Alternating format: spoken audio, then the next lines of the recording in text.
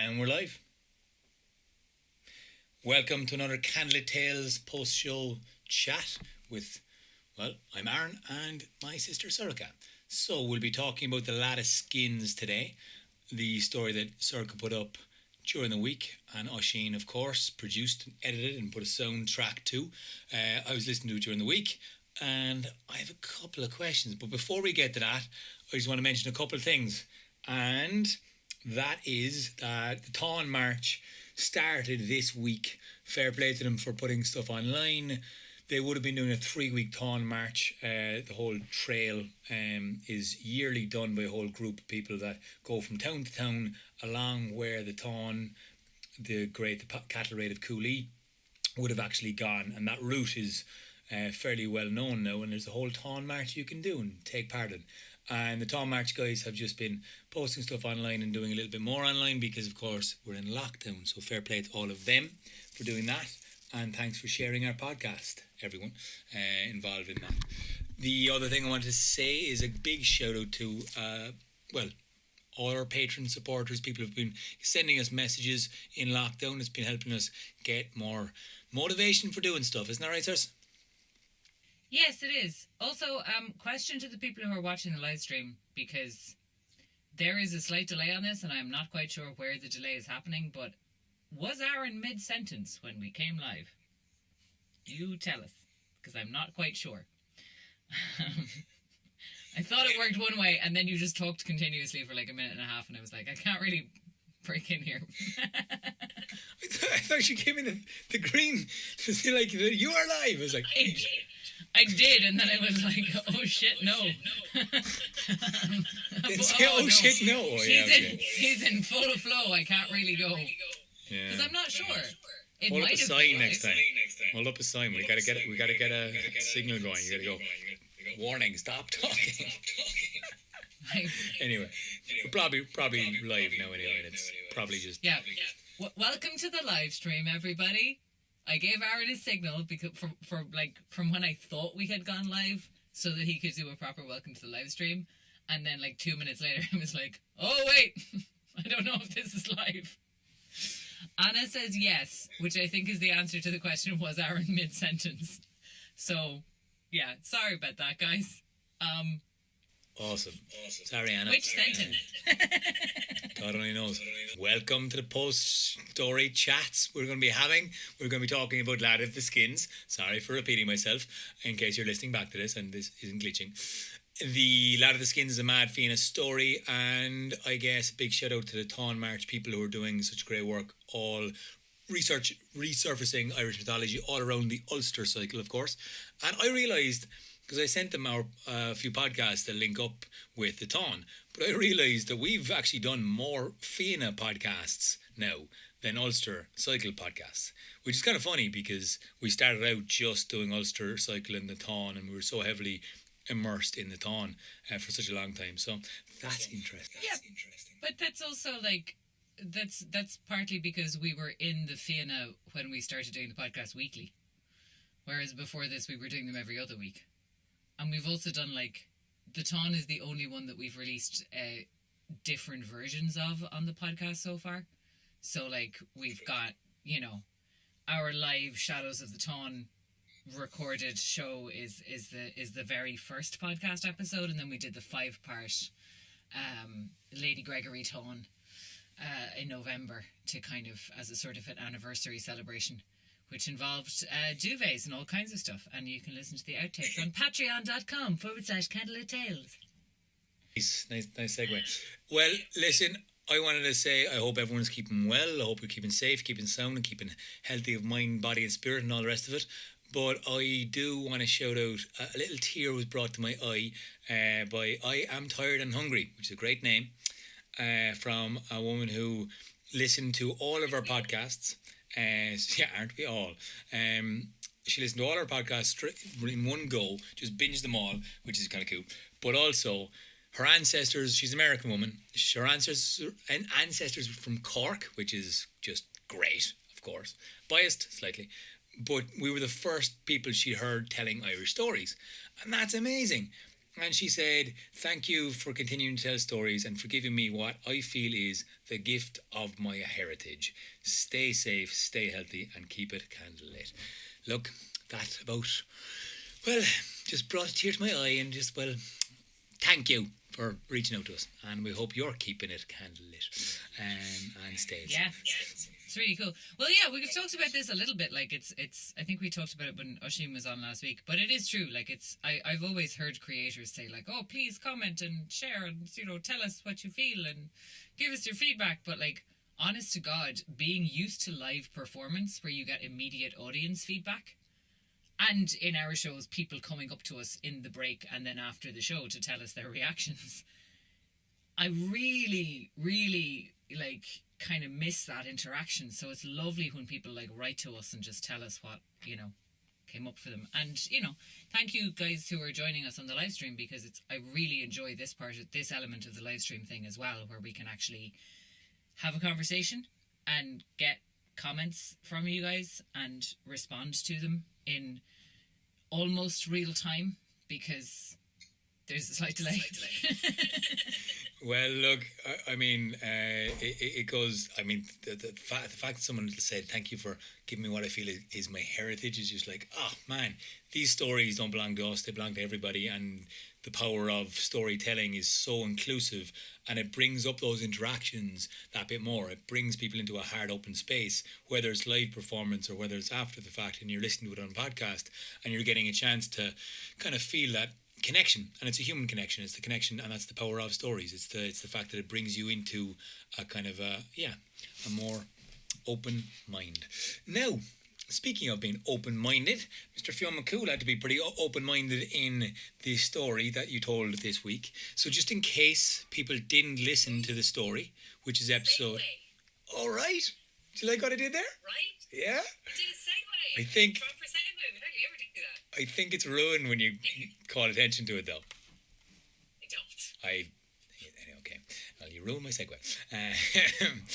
So before we get into The Lad of the Skins, which is a great name for a story, and as someone commented, The Lad of the Skins is that the fella out in the smoking area always asking for a skin. Not quite. So do you want to give us a quick recap, just bullet point it out for us and let us know and refresh our memories, Sorcha, of the last episode of the podcast? Absolutely. So the last episode of the podcast, it is such a Fianna story. There's a couple of different, I feel like in my head the Fianna stories are slotting into certain different types, because there's the one that starts when they go out on a hunt and get lost or attacked, and there's the ones where there's a battle and they're going to engage with something in a kind of a military way, and then there's the ones where they see an interesting thing and follow it, and then there's also these ones where people turn up to the Fianna. And I actually think the kind of Diarmid and the Daughter of the Country Under Wave story is a little bit like this as well, in that it's a weird or interesting person turns up at the gate of the Fianna and goes, "Hi, I would like a thing," and then the story comes from how they engage with that. And this is an interesting one because it is a lad and his wife who are dressed in animal skins, and they turn up and they ask Fionn McCool if he can go into his service and hence under his protection for a year. And Fionn notices how odd they are, but says, sure, this is probably going to be interesting. The lad then proves himself to be unbelievably skilled at hunting, and Conan Whale is made suspicious and basically tells Fionn he's obviously not a servant, he's obviously some kind of brilliant warrior, therefore he means to do us harm, so you should kill him or send him away. And Fionn is kind of okay, yes to the first part, no to the second part, because he's definitely more than he claims to be, but that doesn't mean that he means us harm. So Fionn decides to set him a quest, which is also kind of a test, to go and get the Cauldron of Plenty from the King of the Floods. And I love when these titles come up in Irish mythology, by the way. There are a lot of them in the Battle of Ventry as well that we'll be getting into shortly. Like the King of the Hills, the King of the Floods, the King of the Marshes. And it's just any marsh anywhere, I am king of it, apparently. I don't know. Sure. So the King of the Floods, the Lad of the Skins goes. He manages to steal the cauldron quite easily because the King of the Floods is like, oh, welcome to my household. Here, have some food out of my cauldron of plenty.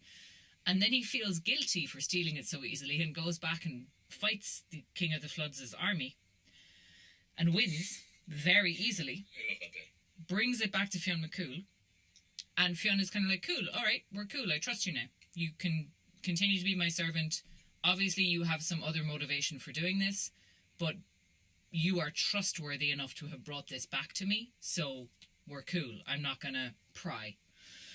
And then Fionn later hears a voice coming up out of a well that says the King of the Floods knows that you have his cauldron, and you either have to battle him or give it back. So he asks the Lad of the Skins for help in the battle. The Lad of the Skins says, you have to ask my wife, and then gives Fionn the kind of key to getting his wife to say yes to anything, which is to wait until she's combing her hair at night. And then she'll have no power to refuse any request made of her. So Fionn asks her at that moment, oh yeah, and that is also the point where the Lad of the Skins is like, she's the daughter of Manannán Mac Lir. And Fionn is like, what? Okay, obviously, definitely a lot more than meets the eye to the two of you. He makes the request. She gives him permission to take the Lad of the Skins to fight the King of the Floods, but tells him to bring him back alive or dead. And if he's alive, to fly a grey-green flag, and if he's dead, to fly a red one. They win the battle against the King of the Floods, but on the way back, meet a mysterious other person who fights a duel with the Lad of the Skins and kills him. They kill each other. They shapeshift into all kinds of different things and then end up killing each other. And Fionn picks up the bird that is the kind of final form of the Lad of the Skins. You're clinking there a bit, Sorry. Carry on. Eating your green slime. Picks up the bird, the dead bird, sails back, flies the red flag, and unlike whenever I've seen this come up in Greek mythology, she doesn't throw herself off a cliff when they come back with her dead husband. She takes her dead husband down to the shore and sails off in search of magic to bring him back to life, which she eventually finds. And then they come back to the doors of Almoon for like a party, and then they leave forever. And it's just like mental. It's mad. It's bonkers. Like, I love the fact that that even like trying to summarize it, you get confused because it is. There's just a series of like, hang on, what happened? This happened. You have to kind of go through the pace of it. Whereas like sometimes you can just really rattle off. It's about this because this was one of those, and we were looking for other Fianna stories to give this kind of weekly podcast a nice, it's kind of a seasonal feel and really get into the Fianna.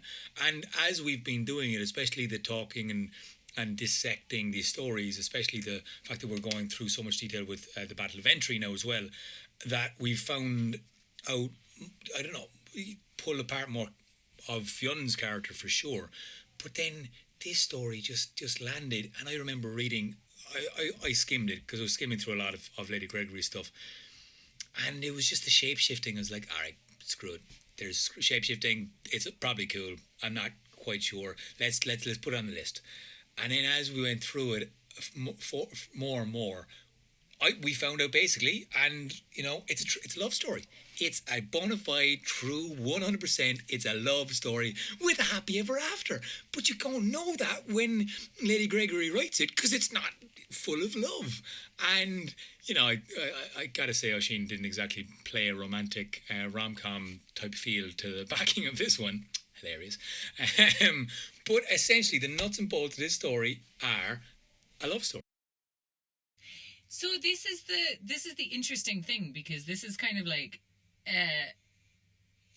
I also found it a very, very confusing story when I read it first, because I remember I had read it previously and thought like, this is a story that doesn't really make any sense. And then when I reread it, you were like, no, it makes sense. It's just a weird one. And when I kind of started digging into it, I was like, oh yeah, no, it is a weird one because it's a story about the two of them, told from the perspective of Fionn McCool, who doesn't know what the fuck is going on or who they are. And classic. And that's why it's a kind of a strange one, because, and I had a little bit of a debate with how to tell it, because you could tell this as a straight romantic story. You absolutely could. I didn't. Oh, I'm planning on doing it as soon as we go live. As soon as we're back in live, this is my number one love story.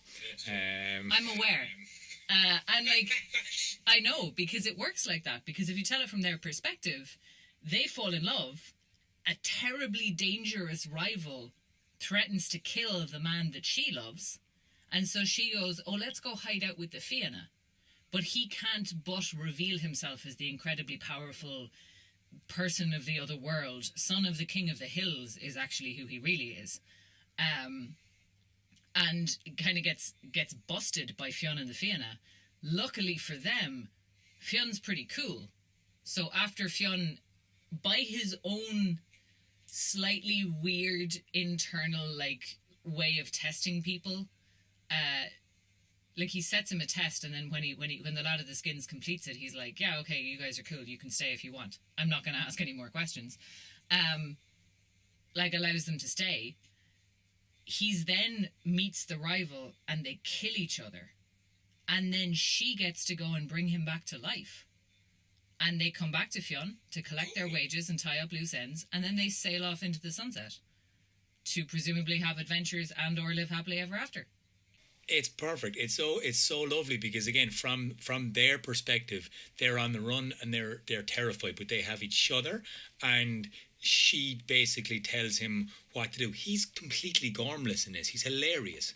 He doesn't seem, initially in first reading, you kind of go, oh, he's suspicious. I don't even like the look of him, nor the sound of it. And then as you kind of go through it, he's just like, he wants to hunt in the bogs, the lowlands, the waterways, you know, basically, because he's one of the fae, one of the Tuatha, one of the people of magic folk that are in the waterways and the wilds, you know, and like he's not really able to hold it together in our company of normal mortal men. He's like, okay, gotta not be magic, I'm just gonna kill all the, is this an okay amount of dead things? Oh, too many? Oh, yeah, give it away. So he goes off and hunts and kills too many, yeah. What? Cross-talking. Yeah, he's trying to disguise his kind of prowess as a member of the Tuatha Danann, and he fails. Like, he's really bad at it. And I think the other thing that really struck both of us as well, when we drew that line and made that connection to kind of, you know, that he's just a bit innocent, it kind of made so much more sense of him being like, oh, I stole the cauldron. Oh, I feel bad. Oh, he should have the opportunity to fight me for it. That feels more honest. So I'm going to go back and have a fight. Yeah, I love it. And yeah, I love that whole idea that he's basically also kind of told what to do by his wife, or the daughter of Manon MacLear. You know, she's basically, he goes, I can't really do anything without her permission. That's kind of how I live my life. Otherwise, I'd probably be dead, because I'm really gormless. I'm like, you know, she tells me what to do. It's a pretty good deal. He's a big, like, I kind of picture him as being like a big dumb idiot. Like, he's big and sweet and not very bright. And his wife is apparently very magical and very bright, and is like, this is what we are going to do, so as not to die. We'll get to the end. Which is a beautiful, happy ever after moment, kind of like, at least the fact that she brings him back to life. Get to that in a bit, but in terms of the suspicion element, because it's painted from the Fianna's perspective, and the voice that is used in this story to show the suspicion and demand inquiry is Conan Whale. And there's been a line before of like, Conan never has a good word when a bad word can replace it. Like, he'll always come up with something negative to say, basically. And so he's the one who raises the suspicion and demands of Fionn to look a bit closer at this servant who's clearly not his servant. Is there something about Conan's personality that's like, that kind of makes him the perfect guy to bring this up. Oh yeah, I mean Conan's personality is just he's a contrarian. Like he's a really interesting character because I think he is sometimes almost an antagonist to Fionn, but then at the same time he's also the first into battle. Like he might be an asshole, but he's their asshole. Do you know what I mean? Like he's kind of and I think that's his place in the Fianna, is that like they know him and they accept his incredible prickliness just for who he is because they value him so much as a warrior. And I think this is a really interesting one because his instinct is correct. His instinct that like this is not a servant is actually like it's a good one. He's right. But where he diverges with a character like Fionn is that Conan immediately jumps to the worst possible conclusion. And the worst possible conclusion in this case is like, this guy has come here undercover as a servant to kill us all. Whereas Fionn is like, this guy has come to us undercover as a servant, yes, but actually that's all that we know about him. We don't know why he did that.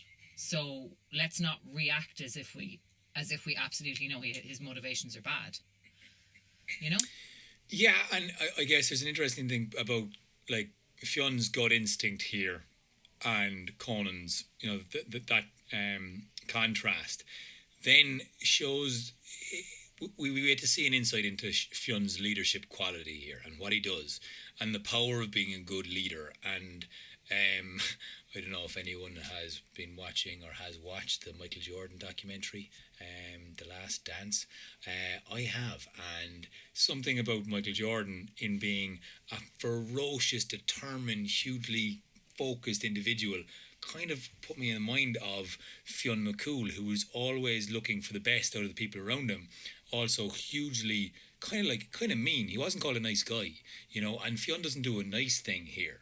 He does something slightly removed, slightly detached from empathy, slightly kind of cold, you might argue, and goes, all right, you're not a servant. You're more than that. So I can't necessarily trust you now. And so he places a test on him. And that for me, it felt very cold initially. Going to go off and get this thing because, you could die. But if you don't, then what?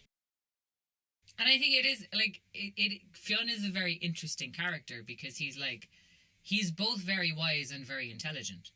And, like, he's not perfect in this, which you kind of see in the Diarmuid and Gráinne thing, that, like, and I think that's kind of the only example of Fionn actually losing control of himself is in the Diarmuid and Gráinne pursuit.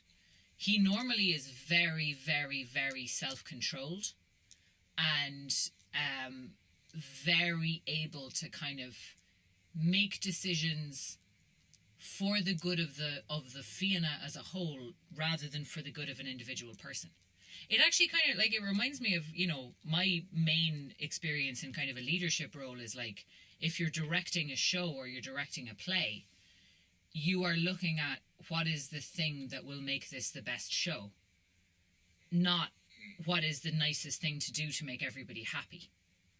And so you have to have a little bit of a step back because somebody might come up with, like, a brilliant idea that they really like, that's a really good idea for them, but if it doesn't fit in with the show, you've kind of got to be like, no, we're not doing that.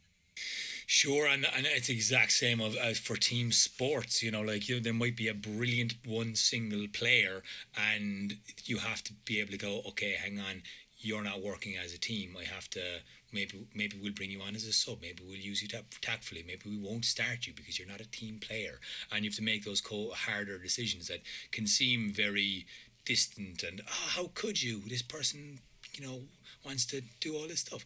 It can feel unfair and it can feel mean, but I think that's the interesting thing about a character like Fionn is that, like, in order to be as brilliant a leader as he is, you've got to be an asshole sometimes, or you've got to be prepared to be perceived as an asshole because you're acting with the greater good in mind. What do I think, guys who are listening? Is Fionn an ass or is he nice? Is he a nice guy? I would argue that is an irrelevant question, like, because the point, like, I often say this in the context of like myself taking on leadership roles. You have to be prepared to be a bitch sometimes, because like that's the only way that you'll ever get anything done. You can't make decisions from a perspective of like, oh, will people like me? Because some people won't. And leaders in general, whether we say the word politics or not, tend not to be the most liked individuals. They get a lot of stick because it's not, and you're not going to make people happy. As Bob Marley says, you can't keep all the people happy all the time. So you're gonna piss people off, and he's well able to understand that and do that. It's an amazing part of Fionn's character that he's able to do this. But my issue with the task he sets, or my question really with the task he sets the lad of the skins is, explain what he's doing here. Exactly, with sending him off to get the cauldron. This is my interpretation of what he's doing, because again, as with most mythologies and stories told in the mythological tradition, you don't. The traditional way of telling it is to just describe the action, not the motivation behind the action, and it's kind of more of a modern bias that we want to know the psychology and we want to explain it a little bit more. For me, this is a very strategic decision, because he's achieving a number of goals with one action. He picks a treasure that will be very, very beneficial to him if he gets it. But if he doesn't get it, it's no loss. Right? He's not sending the lad of the skins to go and get something that he absolutely needs and that's like crucial to a larger plan. No, he's just going like, here's a really cool thing. See if you can get it. And if the lad of the skins, like, it is quite a detached decision that he's making, because he's kind of going like, okay, like, think it through from all possible outcomes. The lad of the skins loses and dies in the attempt. No loss to Fionn. Really. He's lost a servant. The lad of the skins succeeds and then decides to steal the cauldron. Again, no loss to Fionn, because he doesn't need the cauldron of plenty. It's just a nice thing to have. The lad of the skins succeeds and brings the cauldron back. Well, now he has revealed himself as a brilliant warrior and or strategist. But he has also demonstrated an extraordinary loyalty, because this is a cauldron of plenty. This is like the coin person folklore that always has a coin in it. This is like a resource without end. So anyone who has this is suddenly the richest person in the world. And to actually go and get it and bring it back, he's demonstrated his ability, and he's also demonstrated his loyalty. Great, because if he went off and won it, he could just keep it himself, and then you're like, all right, well, you're clearly not going to be my servant, dude. Thanks very much. Goodbye. It's an ingenious attempt to figure out who he is, what his ability is, and what his motivations are. So. And the only negative consequence to it is the one that happens, which is that the King of the Floods eventually works out, like a year later, that Fionn McCool is the one who took it. Or Fionn McCool is the one who has it. I love how, like, that's just glossed over, but that occurred to me as well. It's like, so what was happening? Like, a year goes by and they just, like, rumour has it that Fionn's having a lot of mad big parties with his cauldron that never runs empty, and that just, like, trickles out until everyone's like, what? That's where it is! You know? And again, like, strategically, this is Fionn's genius, is that, like, the King of the Floods, presumably Fionn knows something about the King of the Floods, because the King of the Floods doesn't, like, turn up on his doorstep with an army going, give me back my cauldron. The King of the Floods sends him a message out of a well that is like, rumour has it that you have my cauldron. I know you've got it, so either return it or fight me for it. And Fionn's first move is to go to the lad of the skins and say, will you come with me? But, like, presumably if the lad of the skins said no, Fionn would be able to go, okay, here's it back. No harm, no foul. But there's a big theme in this. Like, there's a couple of themes that jump out in this. Intuition is a big one, but also fairness And fairness seems to be like, it comes up a couple of times, like, this isn't fair. The lad at the skins going, me going off and stealing this thing, that's not fair. I should turn back and fight a bit for it. But you're the king of it, like, he doesn't know what's going on either, and there's just a big army, and he fights your man. All he said, he runs through them, runs around them, and kills loads of people, and comes back and gives the cauldron back. And then it's a case of like, no, come on, Fionn, you know what's fair. You didn't fight for it. You can only have it if we do the fair thing, which is fight for it. And so there's an honour and duty to be kind of level about this. And this seems to be kind of maybe something in there. It's a really funny one. And we'll see this in the Battle of Ventry story as well, that like fair play is not a thing. That these like this particular warrior code, and you see it in the Ulster cycle a bit as well, this particular warrior code is not built on an idea of fair play. Like, if somebody stabs you in the back, more fool you for showing them your back. Like, that's the kind of code of the Fianna in some ways. Like, this is the kind of concept we have of like honour and duty and fair play is a very like... It's a very different one to the one that they're operating under. And like, if you win by trickery, you win. And the lad of the skins is actually like, it's kind of a feature of some of the very, very, very skilled warriors will care about this. So like Cuchulainn runs away from Fergus at the ford because it's not going to be a fair fight. Cúroy MacDara finds a wounded Cuchulainn during the Táin and says, I'm not going to kill him, even though it would give me glory, because it wouldn't be a fair fight. Cuchulainn has no such qualms about when he kills Cúroy MacDara, by the way, because Cúroy MacDara is tied to a bed and completely immobilised and helpless. And Cuchulainn just knifes him. And like, this happens a lot. And to be fair, Cuchulainn like has essentially a gun when everyone else has knives, when he has the magical spear, the Gae Bolga. And so, like, whatever brilliance he has was always backed by this cheat. It was like having the cheat for the game console. They're like, I can just put in this thing and I win. And it's fine, because winning is more important than having been beaten, I guess. Sorry. Yeah, like, winning, you get the glory of the win no matter how you get it. And like, these warriors are kind of aware that it's a better story if I get it fairly, but that's not necessary. And actually, winning by guile means that you were cleverer. So you're still winning, and you're still defeating your opponent. I mean, there's a number of like, I just think you have a number of hurlers that are like, I'm kind of thinking of in terms of like, you know, a win's a win, and you get by, you know, as long as the ref doesn't see you. You know, and like, you got managers who say, as long as the ref doesn't see you, you know, the old hurley in the ribs, you're like, geez, what? No, don't, that's not fair. But then there's a level of sportsmanship which is like above the rules, you know, slightly. It's kind of like, and there's that, and it's a very personal like relationship that you have with this, and everyone has their own kind of set of rules. But it's interesting that Fionn's fairness doesn't really come up with it. He's like, go off and steal that thing for me. It's the lad of skins who says, this isn't fair, this isn't right. And he comes back going, okay, I got this fairly. And then Fionn goes back to him again going, I kind of need your help because your man called me up on a technicality.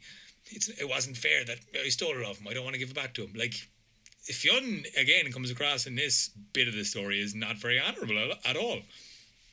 Again, different conception of honour. Yeah. The honour code of the Fianna is strength of limb, purity of heart, actions to match our words. He doesn't break his own honour code. Yeah. And like, also, in that battle where he's called to fight the King of the Floods, he and the lad of the skins go. He doesn't put the rest of the Fianna at risk. He goes with the lad.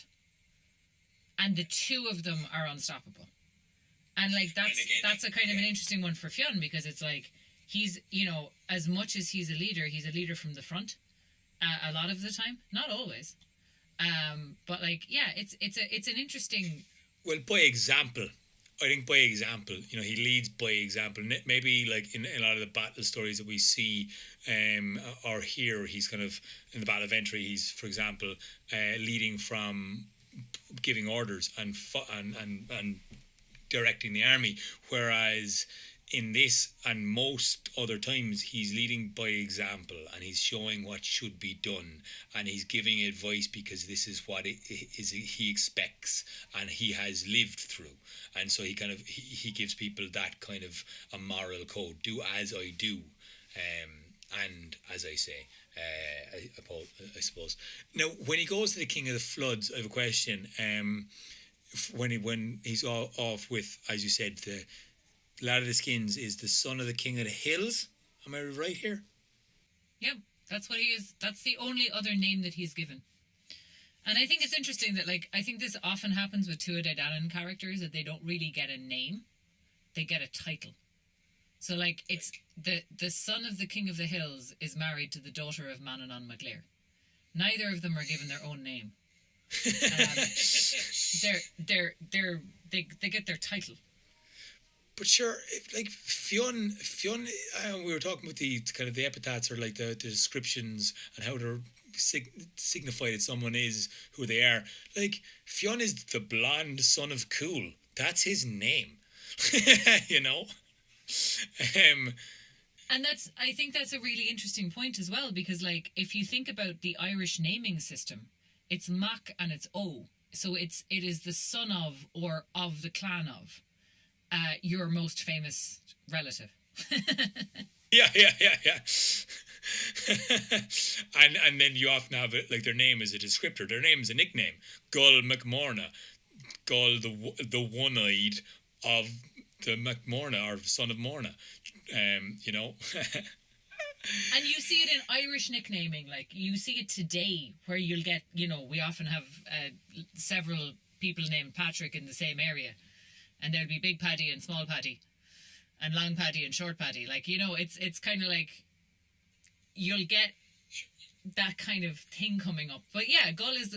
So you have, of the McMornas, you have One-Eyed of Clan Morna, and you have Bald Conan of Clan Morna, because that's what Moyle means. So a lot of these, a lot of the names that they have are actually descriptions. It's just because they're in a different language, we tend to read them as names. And that's kind of where naming systems are more, it sounds nicer in Irish, and then you actually translate it, you're like, oh, that's what that means. All right, okay, cool. It's not as magical at all, is it? Kirkig is a great example. It's us Kirkig May, and I'm from Cork. Yeah, I'm from the Marsh. Great. We're from Cork, which is the Marsh. Beautiful names like Moyala, Mallow, which is the Plain of Swans, which is in the Marsh. Yeah. Let's not get too into the names thing. I have a question about the Cauldron of Plenty, and this is something Oisín brought up when he was asking about it. The Cauldron of Plenty, which never runs empty. This comes up again and again and again, and it was part of the Tuatha Dé Danann kind of thing. And I thought again, we were talking about where did this come from? I didn't realise you'd finished talking. I thought you were on a flow there. Yeah, the Cauldron of Plenty. So this is one of those things that I think gets a little difficult, because there's two ways of looking at mythology and myth systems and stuff. And I think if you have the mind of someone who likes to archive and categorize and follow timelines and follow threads, which I think Oisín definitely does, you kind of are going okay, but how did this go from, because where did this come from? Because the Dagda has it at one point. Is the King of the Floods the Dagda? Or did he get it off Manannán mac Lir, who gives away his treasures and then they come back to him? Is the King of the Floods Manannán mac Lir? Because that sounds like it would fit. But if the King of the Floods is Manannán mac Lir, why is his son-in-law stealing from him, and why doesn't he recognize him? So, like, there's a really weird thing when you're working from an oral tradition that's quite disparate and was written down very, very late by, like, not people who were from the same tradition. It gets real difficult to kind of figure those connections out. And sometimes I think they are not figurable out. So I tend to kind of hand-wave a lot of this stuff, which is not always the best approach either. And Oisín wants to kind of like go, but no, hang on, where did this come from? Which is like, I don't think either approach is the wrong approach, by the way. I'm not trying to like say that it's an incorrect approach. It's just kind of interesting to go, yeah, what is the Cauldron of Plenty? Where did it come from? Why is it suddenly cropping up here? Because it's definitely one of the treasures of the Tuatha De Danann in the Book of Invasions. And it is possessed by the Dagda for a lot of time.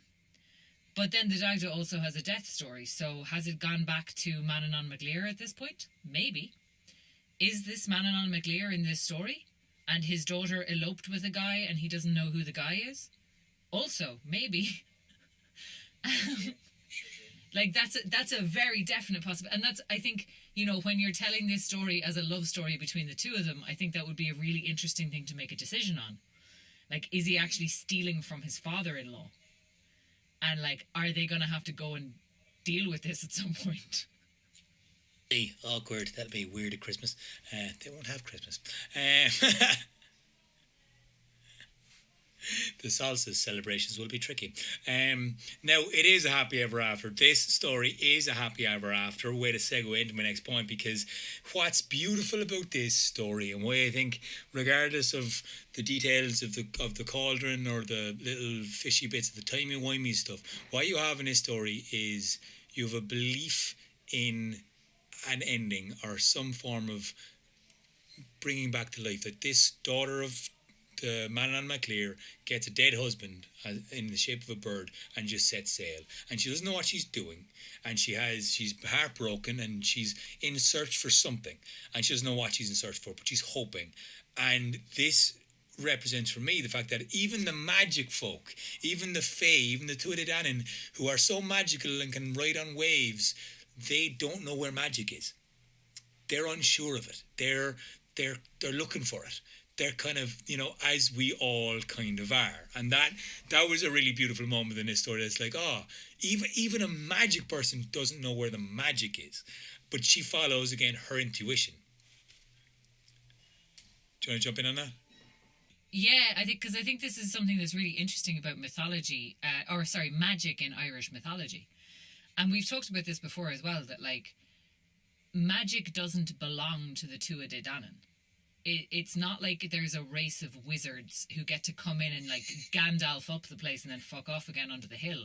Like, that's not how it works. Mortals can do magic. Like, the line between who is one of the magic people and who is one of the normal people is so blurry that it's like, it's not even a line in Irish myth. Whereas in other mythologies, you have people who are like, they are... Like, I'm thinking of Norse mythology, which has an incredibly, like, worked out system of, like, where on the Tree of Life, which world on the Tree of Life are you from? And that defines, are you a good guy or a bad guy? Are you a frost giant or an Aesir or a Vanir? And, like, they're all very, it's very well explained where magic kind of comes from and who has it and who doesn't have it and what people are able to do with it. And, like, was your hammer made magical by the people who made it? And all of this kind of stuff is, like, pretty kind of consistent internally. And then you have Irish mythology, where the Tuatha De Danann are people of the other world and definitely have magic at their command, or certain kinds of things at their command. And all of them seem to be able to shapeshift at will. But, like, so can Fintan MacBocra, who's just a dude from Africa who came to Ireland with his wife and 50 women. And he lands in Ireland and he becomes a shapeshifter, way before the Tuatha De Danann turn up. And then you have Amergin, the Song of Amergin, Amergin of the Sons of Mill, when sailing to Ireland, sings a song to calm the waves. We are reconnecting. 2 seconds. the internet went funny. Oh dear. And I'm getting a sorry, we're having trouble with playing this video. So let's hang tight for a second and see if it'll come back. Sure. Hopefully. We may have to stop it and start it again. It seems to be playing okay on my end, but I know there's a little time lag. Just tell me when it goes on your end, so. No, it's still there. I can see you putting up your finger going 2 seconds. Oh, okay. Well, in that case, if it's still going, we'll still go. It's just not playing back to me on my laptop. Tell me if it cuts out on your one. So, actually, this is a good point to... couple of comments. I was going, hey, nice one. So, Charles McCoy says, might be the perspective, the person getting to ask might think, damn, what an asshole, while the others might think, so nice to give him a chance. And that's kind of what we were talking about being a good leader is having those decisions and those tough calls to make, and people will always be split in those opinions. And Antoinette O'Sullivan has a very good comment here, just on the subject of names, but off topic in general. If you haven't seen John Creedon's Atlas of Ireland, you should check it out. Very interesting. I have seen it, and I've meant to buy it, and I think I will buy it after this, because that's a very good thing to get and have. Thank you very much, Anthony O'Sullivan. Pamela how do you pronounce that there, Sorcha? Pamela Holcomb. That was an interesting part of the story. It was a good ending for her to get him back. Good morning from North Carolina, loving the discussion. Good morning, North Carolina. Lovely. And on that happy ever after moment, I love the fact that she doesn't know where magic is coming from. And of course, there's this whole, what's going on? And I love how you explain that. But she follows these two birds that are carrying a dead bird off to a magical island and goes, I'm going to follow them. And lo and behold, 3 birds fly out from the island, and she realises, right, there's something there. And she goes with her dead husband, who's now a bird, and just kind of hopes. And then this beautiful resurrection happens. And yeah, that was just my, it is a love story with a happy ever after ending. Yay! Except now they have to go and visit her dad and say, by the way, I stole one of your most precious things. I don't think it's Man on my clear. I think King of the Floods is a King of the Floods. I don't think it's Man on my clear. I'm not going with that interpretation. Sorry, no.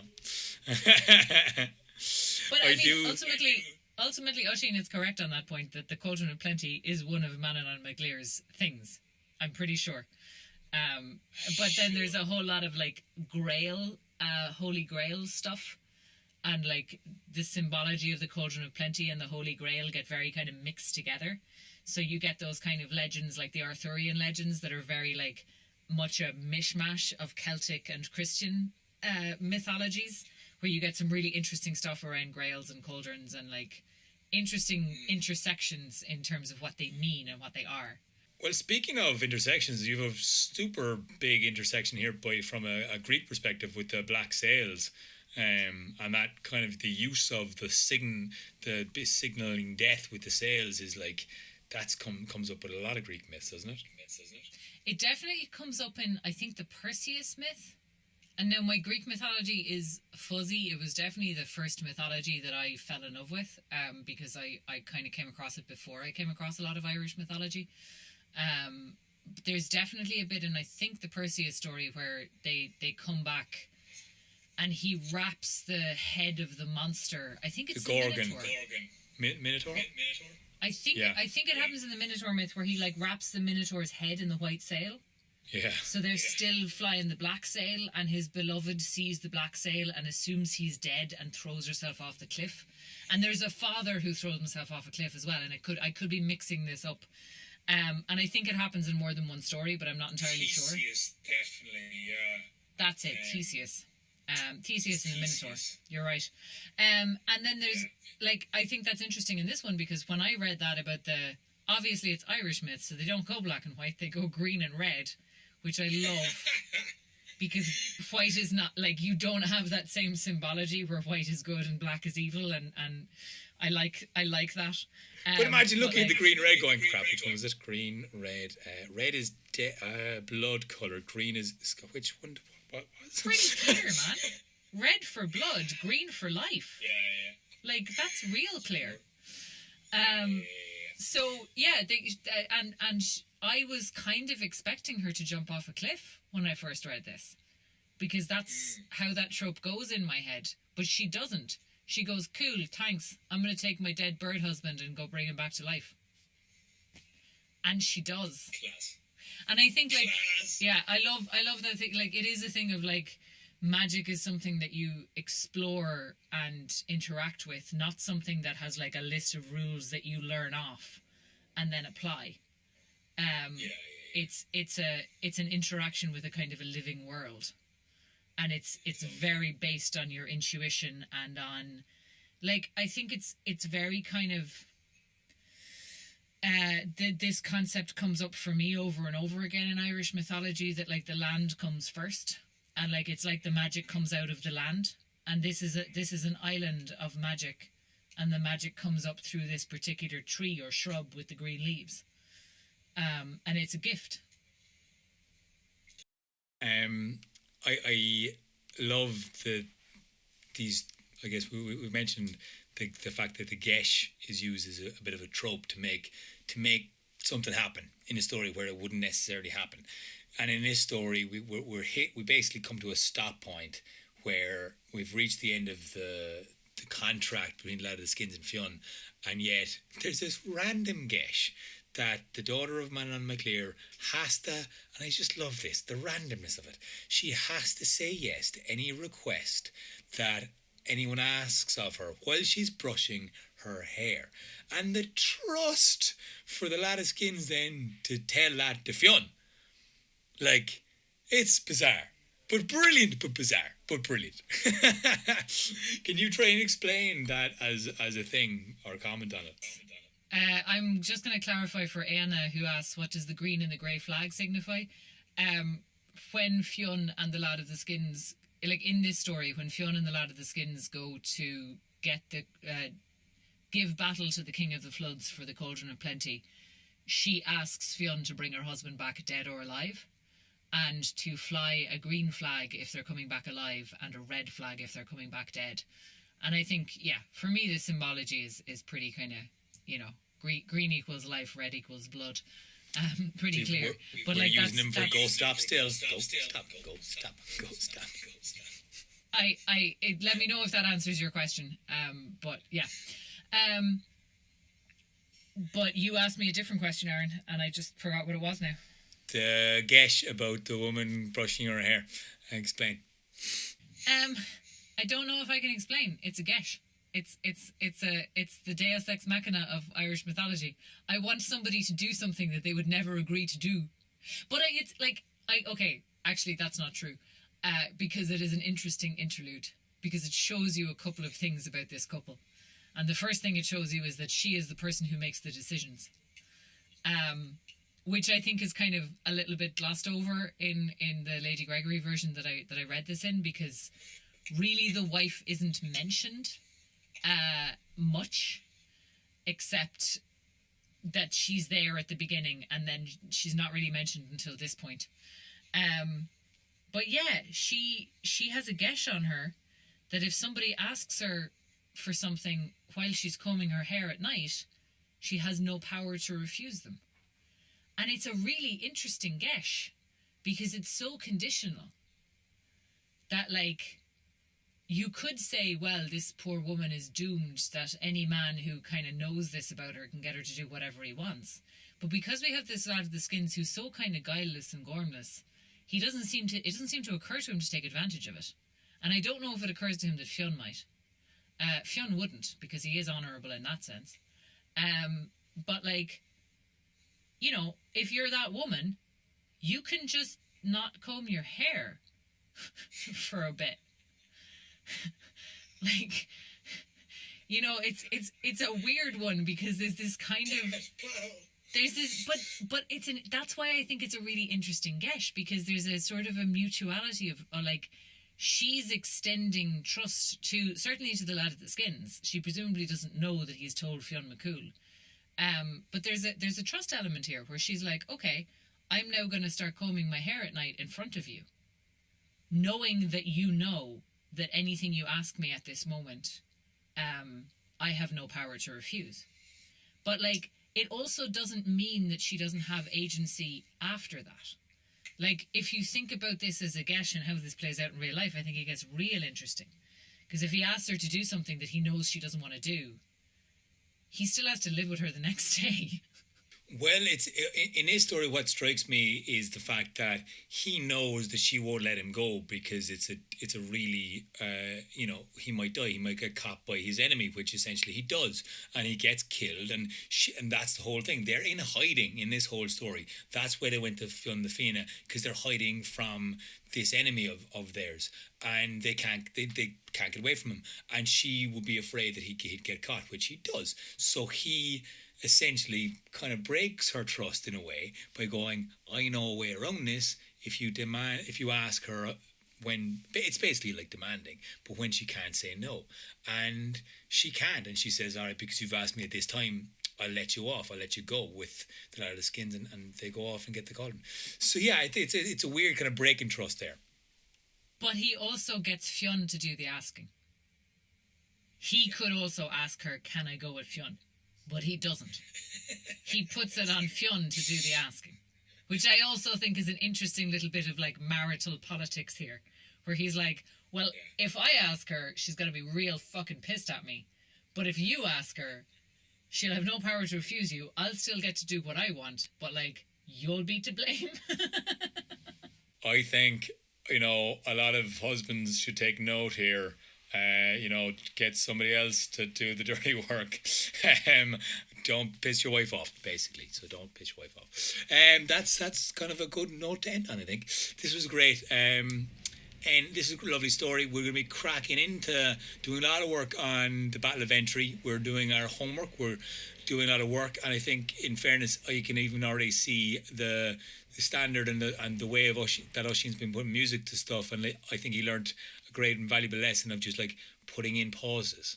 And that's something we do in live shows a lot, is we'll play with pauses, which we haven't really played with before. And we definitely saw in this story, compared to last week's, or the story I did, which was needed a couple of pauses, and we, after talking about it, found that out. And we're playing with a bit more Foley work that Rue O'Shea is working on as well, and getting he's playing around with, like, some mental sounds here. It's great for the Battle of Entry. So that's all going to be coming to you soon enough, but not before. Sneaky debut of what I really want to call Candle Little Tales. Right. Yes. I mean, I agree, essentially. Candle Little Tales would be great, because we're doing a series of stories on YouTube for kids, because every now and again we accidentally swear. Every now and again we talk about blood and gore and violence and sex and all of the things you're not really supposed to talk to kids about. I don't know. Anyway, we're just... storytelling, Irish myths are for adults, and then storytelling is just supposed to be apparently for kids. But, to go along with generic and normal guidelines like Apple, and which we're now on for our podcast, and YouTube, we, want to make something specifically for kids. And as a performer, I started off acting specifically for family shows. I love it. I love getting a group of kids involved in myths and stories. And now with lockdown, when living with Rue O'Shea and the artist Gareth Curtis, which we are very lucky to be getting a few animations from, or pictures drawn, and we were just doing the intros and outros, and figured out that a great way to make sure you listen to the end of the video is to find out today's mythical fun fact. How great is that? Every episode has a mythical fun fact, and they're tailored for kids. They're nice and short, so I think big kids will enjoy them as well. But they're our favourite stories, basically, and they're stories that we've performed a lot with kids and just have a great reaction with. And so we're playing with a lot of Foley and a lot of other sounds and a lot of choruses and songs with them. So it's been a lot of fun, and that'll be released next week. Yes, that will be, we will be debuting Candle Little Tales, or whatever we actually officially call it. I think it'll be Candle Little Tales for kids. Yeah, I know. Hashtag Candle Little Tales. Hashtag Candle. Yeah, hashtag Candle Little Tales. But yeah, will be the debut of that podcast will go out next week, and then there is going to be a separate channel to hear the rest of them on. It'll be a separate YouTube channel, it'll be a separate podcast channel. Well, So hold up. Oisín and I investigated this. Actually, it'll be a separate playlist that's specifically friendly for kids. It'll be on YouTube, so it won't actually be a whole new channel. It will be a new thing on SoundCloud and stuff, but it will be a new Patreon page. So Yes, that is what I was trying to say. So that will also you will be directed to all of those things when it goes up. So don't worry about where you have to find it and what you have to subscribe to. We will let you know all of that. But it will be it'll be going up as a separate podcast, and it will be going up on YouTube. There will be animations going up on YouTube. We will tell you where to find all of the stuff, and it'll be really cool and exciting, and it'll also give us like an opportunity to be searchable on Patreon, because we're producing content for like grown-ups and not children. If you go to Patreon and put Candlelit Tales into the search bar, you will not find us because we're over 18s, but this will give us a separate like page. But if you do want to support the podcast, and if you want to support us, and if you want to help us like keep making content and stuff. Damn it, I don't know now. Someone said I'm looking forward to Candlelittles Tales. Maybe we should call it Candlelittles Tales. It's really good. I'm telling you, man, it's a good name. Get your votes in. Let us know. What do you think? Candlelit Tales for kids, hashtag Candlelittles Tales, or Candlelittles Tales? We're really bad at naming stuff, so we need help.